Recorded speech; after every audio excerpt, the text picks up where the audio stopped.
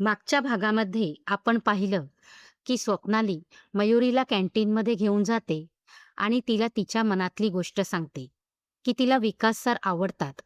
तिच्या मनात सारखे त्यांचेच विचार असतात. त्यावर मयुरी म्हणते, "तू नीट विचार केला आहेस ना? कारण विकास सर जवळपास 36 ते 37 वर्षांचे असतील." तेव्हा स्वप्नाली म्हणते की "मला वयाचं काही नाही गं, पण मला एक भीती वाटते की विकास सर जर मॅरिड असतील तर?" त्यावर मयुरी तिला आश्वासन देते की कोणालाही कळू न देता मी विकास सरांची माहिती काढते. आता पुढे मयुरी विकास सरांची माहिती काढेल का? आणि नक्की काय असेल? त्यांचं लग्न झालं असेल का नसेल? अशा एक ना अनेक विचारांचा तिच्या मनात हलकल्लोळ माजू लागला. हे सगळे विचार असह्य होऊन तिचं डोकं जाम दुखायला लागलं आणि तिने मॅनेजरकडे जाऊन घरी जाण्याची परवानगी घेतली आणि कुणालाच काही न बोलता ती घरी निघून गेली. स्वप्नालीला असं अचानक निघून गेलेलं पाहून विकासला जरा विचित्र वाटलं होतं. पण आता तिच्याबद्दल कुणाला विचारायचं कसं? असा विचार त्याच्या मनात येऊ लागला. त्यातच घरी जायला निघताना स्वप्नालीचा चेहरा एकदम उतरलेला होता. नक्की काय झालं असेल? स्वप्नालीला काही अडचण तर आली नसेल? किंवा तिची तब्येत तर बरी असेल ना? असे एक ना अनेक विचारांचं काहूर विकासच्या मनात उठू लागलं होतं. ऑफिसमधल्या सगळ्या लोकांशी अलिप्तपणे वागण्याचा त्याला आज पहिल्यांदाच राग येऊ लागला होता. खरंच, फारच अलिप्त वागलो आपण सर्वांशी. अगदी मैत्री नाही, पण थोडं नॉर्मल बोलणं जर काही लोकांशी ठेवलं असतं, तर स्वप्नालीबद्दल कोणाला तरी विचारता आलं असतं. विकास स्वतःशीच मनातल्या मनात बोलत होता. स्वप्नाली गेल्यापासून त्याचं देखील कामात लक्ष लागत नव्हतं. मनात सतत स्वप्नालीबद्दलचे विचार येत होते. विकासला त्याचा ऑफिसचा पहिला दिवस आठवला. मीटिंग संपताना आलेली स्वप्नाली त्याला आठवली. पांढऱ्या रंगाचा टॉप आणि निळ्या रंगाची जीन्स घातली होती तिने आणि केस मोकळे सोडले होते. एरवी कोण्या मुलीकडे न पाहणाऱ्या विकासचं लक्ष उशिरा आलेल्या स्वप्नालीने वेधून घेतलं होतं. आणि त्यानंतर जेव्हा त्याला समजलं होतं की त्याची बसायची जागा स्वप्नालीच्या समोरच आहे, तेव्हा का कोण जाणे त्याला छान वाटलं होतं. त्यानंतर रोजच विकास स्वप्नालीला तिच्या आणि इतर कोणाच्याही नकळत पाहत असे. तसं काही वेळा स्वप्नालीने त्याला तिच्याकडे पाहताना पकडलं होतं. पण विकासच्या पहिल्या 2-3 दिवसांच्या वागण्याने चिडलेल्या स्वप्नालीने त्याच्याकडे सरळ दुर्लक्ष केलं होतं. पण काल ती जेव्हा बसमध्ये भेटली, तेव्हा मात्र त्याला राहवले गेले नव्हते. विकास तिच्याशी बोलायला गेला होता. पण तेव्हा देखील स्वप्नालीने त्याच्याशी विशेष बोलणं केलं नव्हतं. पण आज सकाळी मात्र स्वप्नाली स्वतः येऊन त्याला गुड मॉर्निंग म्हणाली. दिवसाच्या सुरुवातीलाच अगदी फ्रेश मूडमध्ये असलेली स्वप्नाली काय सुंदर दिसत होती. पिवळा रंग फारच खुलून दिसतो यार तिला. विकास अजून पण स्वप्नालीच्याच विचारात होता. तेवढ्यात मयुरी कामातली एक अडचण घेऊन विकासकडे आली आणि त्याच्या विचाराची तंद्री तुटली. विकासने मयुरीला कामात मदत केली. थँक यू बोलून मयुरी तिच्या जागेवर जाण्यासाठी वळली, तेव्हा विकासने त्याचा धीर एकवटून मयुरीला विचारले, "मयुरी, स्वप्नाली एकदम अचानक ऑफिसमधून गेली? काही प्रॉब्लेम तर नाही ना?" ते ऐकून मयुरी काहीशी चमकलीच. गेले 3 महिने कोणाशीही कामाव्यतिरिक्त न बोलणारा हा माणूस आज चक्क स्वप्नालीची चौकशी करतोय, हे पाहून तिला आश्चर्य वाटले. "माहीत नाही सर, मला पण काहीच न सांगता गेली ती. खरं तर ती असं कधी वागत नाही, पण आज काय झालं काय माहीत," मयुरी म्हणाली. तेव्हा विकास म्हणाला, "इट्स ओके. ती जाताना मी पाहिलं, तिचा चेहरा थोडा उतरला होता, म्हणून विचारलं. Nothing else." मयुरीने मान हलवली आणि ती तिच्या जागेवर जाऊन बसली. विकासच्या बोलण्याचं मयुरीला आश्चर्य वाटलं होतं. पण स्वप्नाली आणि विकास यांना एकमेकांबद्दल काहीतरी फील होतंय, हे मात्र तिला आता समजलं होतं. हा विचार मनात येताच तिला आठवलं, स्वप्नालीला तिने विकास सरांची माहिती मिळवीन असं प्रॉमिस केलं होतं. ते आठवताच मयुरी उठली आणि विकासची माहिती विचारायला HR मध्ये काम करणारा तिचा मित्र नितीनला जाऊन भेटली. नितीन जवळ बसून मयुरी इकडच्या तिकडच्या गप्पा मारू लागली आणि बोलता बोलता तिने विकासचा विषय काढला. तेव्हा नितीन तिला म्हणाला, अरे हा विकास फारच विचित्र आणि खडूस माणूस आहे. कारण जॉईन करण्याच्या आधी इतकं बेकार निगोशिएशन आजपर्यंत कोणी केलं नव्हतं. तुम्ही लोक कसं सहन करत असाल त्याला तुम्हालाच माहिती. तेव्हा मयुरी त्याला म्हणाली, अरे आम्ही करतो त्याला सहन कसं तरी, पण त्याची बायको त्याला कसं सहन करत असेल देवच जाणे. त्यावर नितीन म्हणाला, अरे बाबा, बहुतेक देवाला पण माहीत होतं या विचित्र आणि खडूस माणसासोबत कोणी सुखी होणार नाही, म्हणूनच त्याचं लग्न झालं नाही. असं बोलून नितीन हसला. तेव्हा मयुरी त्याला म्हणाली, तुला काय माहित रे, त्याचं लग्न झालं नाही ते? तेव्हा नितीन म्हणाला, अगं मीच तर त्याच्या इन्शुरन्स संबंधी काम केलं ना, त्यामुळे माहीत आहे मला. जी हवी ती माहिती मिळाली म्हणताच मयुरी उठत नितीनला म्हणाली, चल रे, जाऊ घरी आता.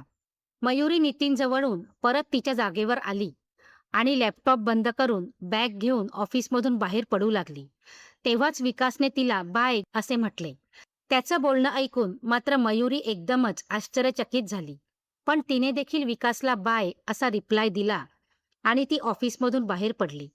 आणि बाहेर पडता पडताच मयुरीने स्वप्नालीला मेसेज केला, मिशन विकास डन.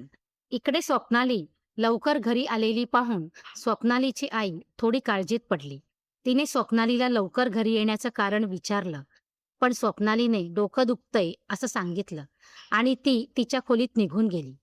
ती दार लावून तिच्या बेडवर पडली होती. दुपारच्या शांत वातावरणात तिच्या मनातल्या विचारांनी वेग घेतला.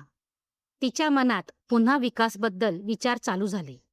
विकासचा चेहरा समोर येताच तिच्या चेहऱ्यावर हलकसं हसू उमटलं. ती शांतपणे डोळे मिटून पडली होती आणि तिच्या डोळ्यासमोर विकास उभा होता. एक अनामिक हुरहुर तिच्या काळजात उठली होती. एक विचित्र पण गोड भावना मनाच्या एका कोपऱ्यात निर्माण झाली आणि हळूहळू त्या भावनेने तिचं मन व्यापून गेलं होतं. या अशा भावनेचा ती पहिल्यांदाच अनुभव घेत होती. तेवढ्यात तिच्या खोलीचं दार वाजल्याचा आवाज झाला आणि स्वप्नाली मनातल्या जगातून बाहेर पडली. काहीशा नाराजीनेच तिने दरवाजा उघडला, तर दारात तिची आई उभी होती. काय होतंय का तुला स्वप्ना? किती हाका मारल्या मी तुला? मला वाटलं झोपलीस की काय?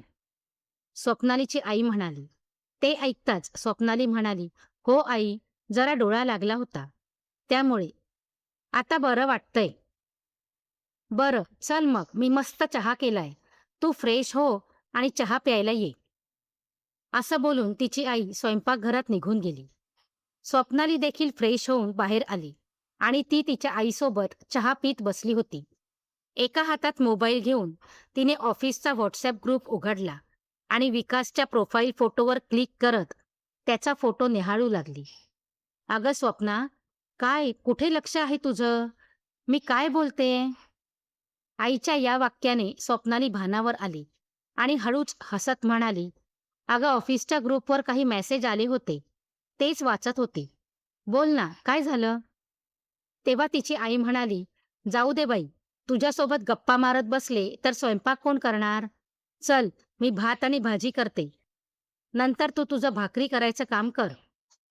असं बोलत आई उठून स्वयंपाकघरात गेली आणि स्वप्नालीने परत व्हॉट्सॲपवरचा विकासचा फोटो निहाळायला सुरुवात केली आणि तितक्यातच तिला मयुरीचा मेसेज दिसला, मिशन विकास डन. तो मेसेज पाहताच स्वप्नालीच्या चेहऱ्यावर थोडी काळजी दिसू लागली. काय माहिती काढली असेल मयुरीने? या विचाराने तिला थोडंसं टेन्शन आलं. ती पटकन उठून तिच्या खोलीत गेली आणि तिने मयुरीला फोन लावला. मयुरीने कॉल उचलताच स्वप्नाली म्हणाली, मयू, काय कळलं तुला? पटकन सांग, त्यांचं लग्न झालंय का? प्लीज, अजिबात इकडचं तिकडचं न बोलता मला सांग यार. सकाळपासून या एकाच विचाराने डोक्यात नुसतं वादळ उठलंय. स्वप्नालीची उत्सुकता बघून मयुरी हसूच लागली. तिच्या हसण्याचा आवाज ऐकून मात्र स्वप्नाली अजूनच चिडली आणि म्हणाली, तू हसत बसणार असशील तर मी फोन ठेवते. ते ऐकून आपलं हसू दाबत मयुरी स्वप्नालीला अजून थोडं खेचण्यासाठी म्हणाली, ये प्यार हमें किस मोड़ पे ले आया कि दिल करे हाय कोई ये बताए क्या होगा. आता मात्र स्वप्नालीच्या रागाचा पारा अजून चढला आणि तिने फोन कट केला. स्वप्नालीने फोन कट केल्याचे पाहून मयुरी मात्र अजूनच हसू लागली आणि हसत हसत तिने स्वप्नालीला परत फोन लावला. तिचा फोन उचलताच मयुरी म्हणाली, "अरे बास बास, इतका राग बरा नाही." ते ऐकून स्वप्नाली म्हणाली, "रागावू नको तर काय करू? तुला सगळं माहीत आहे. पण तरी देखील तू माझी मजा घेत बसली आहेस. आता पटकन सांग, तुला काय कळलं आहे ते?" स्वप्नाली चिडली आहे हे कळून पण मयुरीची तिची फिरकी घ्यायची इच्छा कमी झाली नव्हती. ती म्हणाली, "माझ्याकडे 2 न्यूज आहेत. पण आता फोनवर मी तुला एकच सांगणार. बघ, तुला चालतंय का ते? उगाच माझ्यावर चिडचिड नाही करायची." ते ऐकून स्वप्नाली थोडी विचारात पडली आणि तिने विचारलं, "2 न्यूज? कुठल्या?"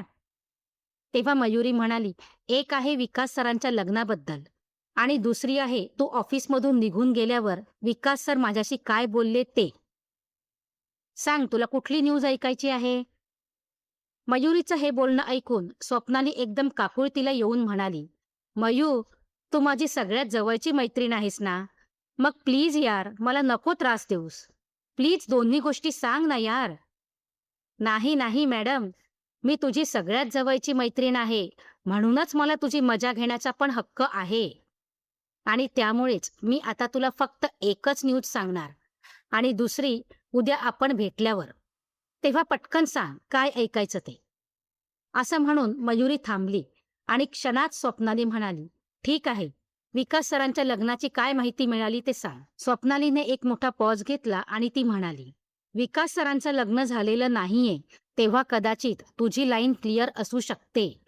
मयुरीचं हे वाक्य ऐकताच स्वप्नालीचा जीव एकदम भांड्यात पडला आणि ती काहीशा लाडीक स्वरात मयुरीला म्हणाली, "थँक्स यार मयू, माझी सोनू. प्लीज सांग ना, सर काय बोलत होते माझ्याबद्दल? नको ना छळूस." त्यावर मयुरी हसत-हसत म्हणाली, "नाही, नाही, नाही. तुला त्यासाठी उद्याची वाट पाहावीच लागेल. चल, मी आता घरी पोहोचतच आहे. उद्या ऑफिसला भेटलो की सांगते तुला. बाय."